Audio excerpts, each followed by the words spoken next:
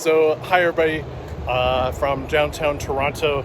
And first thing I'm going to point out here that's downtown, we're essentially above the railway lands on a little bridge. These bi-level coaches of the GO train system. So these are iconic. They were actually developed here in Ontario. It was a project of the Ontario government around transportation. They were actually looking at things like maglev and other means of transit. Oh, and perfect timing. There's an Up Express train, which is actually based on a Japanese type of train used for between Union Station and Pearson International Airport. So it has two other stops. Bloor Street and one other, I can't remember the name of it. Anyway, 4 stops. It's the way to get to downtown Toronto if you're flying into the airport. Anyway, back to the bi-level coaches. It was a project of the Ontario government, same with our subway cars and also our streetcars. At one point, Ontario was looking at doing maglev in the province as well. Anyway, this is the provincial transit train. It's very iconic. It's now, these cars are now used across North America in various cities, Vancouver, I believe, Los Angeles, etc. So they were sold to Bombardier, and of course Bombardier is now Alstom. There you go, a little bit of history. The railway lands used to be, there used to be nothing here other than railway lands. Literally just massive train corridors because of bringing in goods into Toronto, passengers into Toronto from the United States and along the corridor services from Via Rail. But it's greatly changed. I mean, we've got a whole bunch of condos here at City Place. So yeah, I point out different points of downtown Toronto, but you can't because of condos. So Toronto's really grown since I moved here in 1979 from St. John's, Newfoundland, and it's changed a lot. I mean, it used to be just the CN Tower and a parking lot and the railway lands, and then the Toronto Convention Centre was built, Skydome was built, condos and more buildings were built, and we're continuing to grow at a phenomenal pace. So that's the railway lands. Let's talk a little bit about the CN Tower. So the CN Tower, it was the tallest freestanding structure in the world. I don't actually know what its current status is in terms of Guinness records and things like that.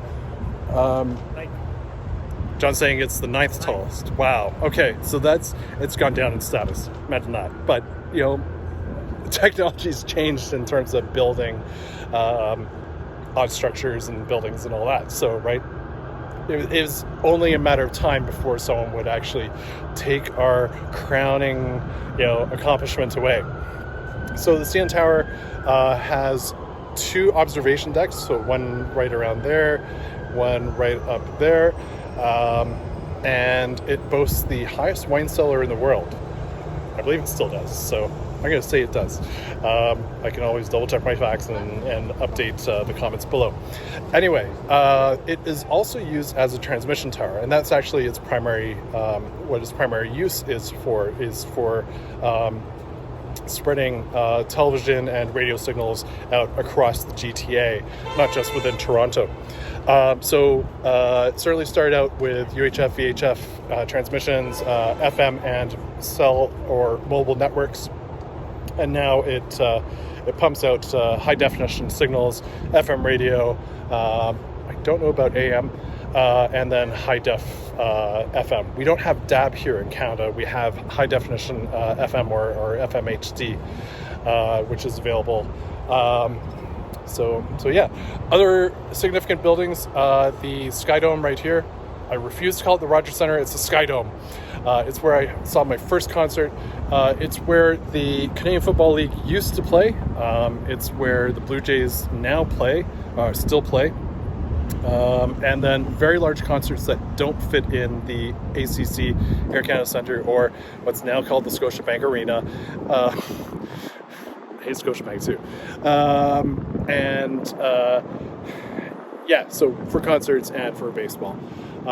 It was probably one of the largest construction projects of its kind. It's got a retractable roof. It's very cool. It's such a cool building. It also at one point boasted the largest television screen in, I believe, the world at the time, and it's only gotten bigger. We like big things here in Toronto.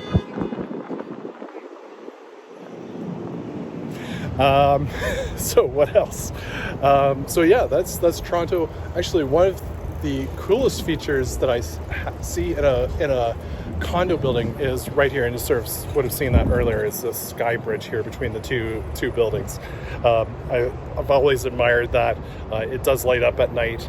I don't recall whether it's actually in use or not, whether people actually cross it or not, going between the buildings, but yeah, it's kind of a neat feature. So yeah, Toronto is full of condos. It's between us and Miami, Florida, for the most number of condos being built at any one point in North America, I believe, or that used to be. But yeah, the growth is nonstop here in Toronto. That's the nature of Toronto. In fact, I will probably do a video on gentrification that's happening and has happened. It's one thing to gentrify older buildings and things like that you see on Queen West. However, when you look at Yonge Street and what's happening, we're seeing whole blocks of Victorian architecture being torn down in favor of huge, massive condo towers, hotel towers, etc. And while at one level it may add a new character to the city, it kind of cheapens the city, in my humble opinion. So unfortunately, we're losing some of that old architecture history. And Toronto, as part of its history, like many Canadian cities for some reason, have dealt with fires or explosions. So I'm thinking like the Halifax explosion that happened and wiped out half the city. Toronto had a fire that wiped out most of the city, and that's one of the reasons why Toronto doesn't have a lot of old architecture. We have some old architecture, but a lot of it was, had to be replaced.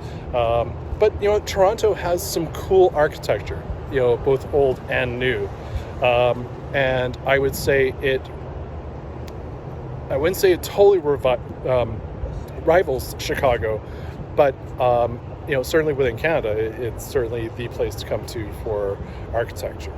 And we've got all kinds of them. So that's this video from the Railway Lands in downtown Toronto.